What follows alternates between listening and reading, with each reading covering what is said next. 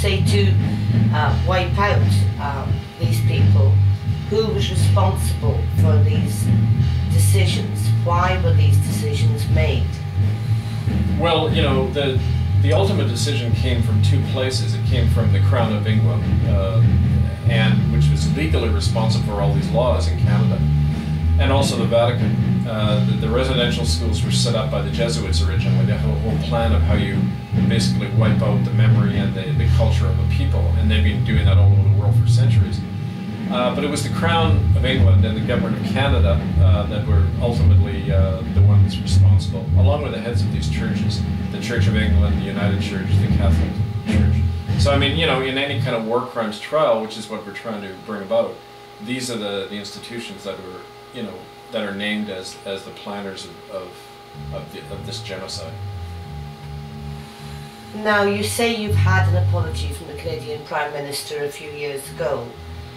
Why are you moving forward towards the International Court, towards war crimes? Well, you got to remember that the apology, so-called apology by Prime Minister Stephen Harper, didn't mention most of what happened. It was a very general statement that he regretted that, and you know, the Pope used the same language. It's a personal regret. It's not any kind of legally binding statement. The Prime Minister said he was concerned that children had been taken from their homes, but he didn't mention killings, he didn't mention mass death, he didn't even mention the churches. I mean, that's like mentioning this crime without the criminals. And at the same time, they actually indemnified the churches under the law, so they can't be prosecuted for these things. When they make financial settlements, you know, they offer a measly $10,000 maximum to Native people who went through this. When they take that money, they have to sign a statement, and it says they don't hold the churches or the government responsible, they'll never sue them. So in a way, you know, not in a way, in a very definite way, this apology is a way to simply grant the churches and government immunity from prosecution. It's just a fancy way they're doing that.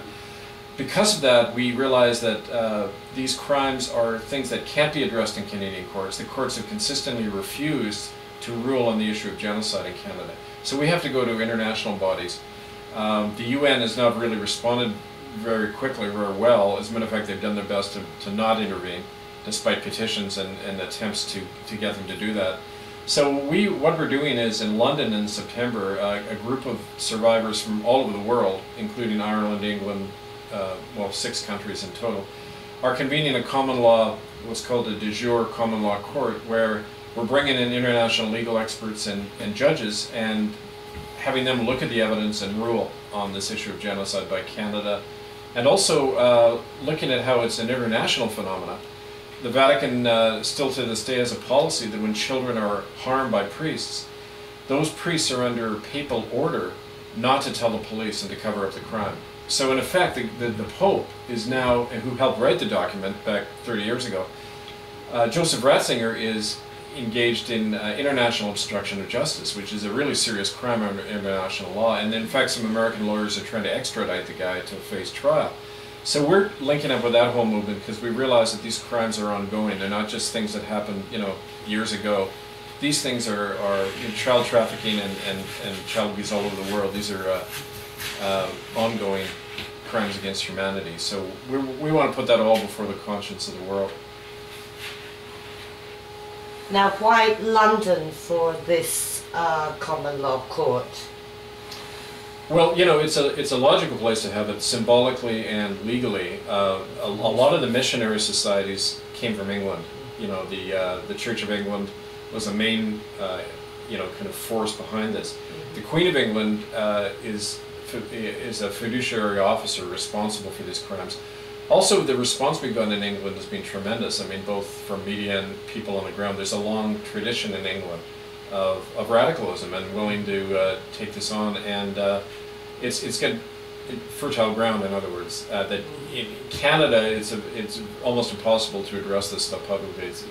Things are very closed down, you know, on many fronts. So it's trying to gather that support, and England seems to be the right place to do it right now. Isn't there danger in linking this into all the issues of child trafficking and of all the other misdemeanors of the Roman Catholic Church, that it will take away from the specific subject of the suffering of these Indigenous people? Well, one of the ways we're going to make sure that the whole Indigenous struggle is in the forefront is a number of the judges and the chief prosecutor are all Native. There's a man, Henry Bear, who was a Canadian Native lawyer who was forced out of the country and disbarred because he tried to sue the Crown for genocide about 10 years ago. And he offered his services, and as part of his indictment that he's developing, he's going to start with the experience of genocide against Indigenous people and show how this is part of kind of a historical pattern that's carrying on. In other words, the Magdalen laundries or the industrial schools in Ireland and in England, what's happened in Australia, I mean, it's all following the same pattern. So we want to, in effect, address both in this tribunal. And what is the makeup of this tribunal? You say that there's judges and lawyers from this country engaging with this? There's some lawyers. The difficulty first with lawyers in England and Canada is they take oaths of loyalty to the Crown. And the problem is the Crown is one of the guilty parties, the defendant, if you like, in this case. So we've been drawing on people who aren't tied to that kind of oath, and there have been, a couple of retired judges, and I don't want to name their names yet because we're in the process of kind of, we faced a lot of harassment and from the state and other people in trying to shut this thing down. So we do have a whole legal panel who are advising us on this, and we also have a lot of interest from the survivors. So one of the things we're going to do is, while the tribunal is happening in London starting on September 12th, we're going to have local groups around the world that are linked by television feed to the tribunal, so they can come forward and tell their own stories at the same time. So in other words, we're going to have a record from all over the world of this stuff, and not just the people who can make it to London. So it's what we see as kind of an ongoing process, the start of something that will be a way to actually defend people on the ground today by allowing them that forum. Now, obviously these crimes had to be committed by somebody. Yes, the orders came from somewhere, but somebody who professed to be a child carer, somebody who thought that they cared a lot about children, committed these acts. Have you pondered on this issue sometimes, and where have you gone with it? Do you mean the other people who are engaged in doing these crimes? Yes, so obviously these authorities employed somebody who actually physically carried out these atrocities. What do you think led to this kind of behaviour in the supposed carers? Well, that's always the question, why so many people in the system can collude or look the other way when these kind of things go on. I think there's maybe psychological reasons why that happens when you're in a hierarchical organization, which is what the residential schools were. They were run on a military basis. So the principal, who was usually a minister or a priest, had absolute authority over all the staff. He had the right to fire people without cause, to censor their letters. They knew, because of all the terrible things going on, they had to control how the information got out. So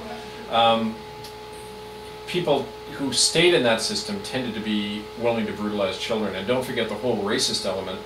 Indian children were not seen as human beings, including under the law. So, you bring in people who are religious bigots, who think that these Indians are savages and don't, have to be beaten into submission. I mean, don't forget that's, in kind of European tradition, that's how child raising was seen, that you have to, children are born evil because of the whole doctrine of original sin. They've got to be brutalized, and their natural wisdom and spontaneity has to be beaten out of them. You have that kind of pedagogy coming in, but you also have the racist element, and the fact that in a lot of these schools were in small rural communities or small towns. In that culture, people knew how to keep a secret, and it was and within churches, it's a whole culture of silence and secrecy. So when you throw all that in the mix, that's one of the reasons this went on. The newspapers colluded, local doctors and police were all colluding in this. We know we've documented 28 sites in Western Canada where there are mass graves of these children near the schools. We know the local police were told not to talk about it. We've had Mounties come to us who are retired and tell us that. They were sworn to secrecy about this. So